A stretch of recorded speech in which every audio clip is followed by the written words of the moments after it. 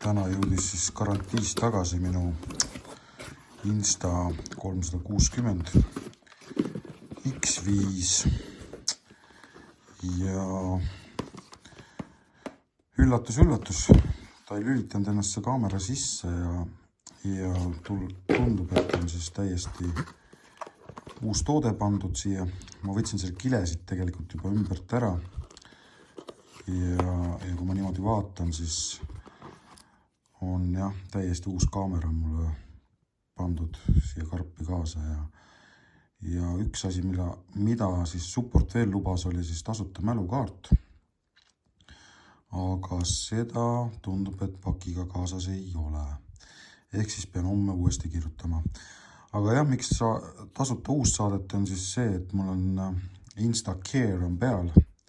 Maksin siis kindlustuse eest 37 eurot ja see kehtib siis 1 aasta ning selle aja jooksul siis, kui kaamera kas saab veekahjustuse või kukub vastu maad pooleks või mis iganes, siis Insta360 saadab sulle siis uue kaamera. Nüüd siis SanDiski Extreme 512 gigabaiti. Nii. Lülitame selle järgi. Võtame siit selle aku. Ja vaatame, kas see probleem on kadunud, mis siin oli siis. Et väidetavalt siis oli beebivigadega esimesed kaamerad, mis siis märtsikuus ilmusid. Ja võila, testime siis.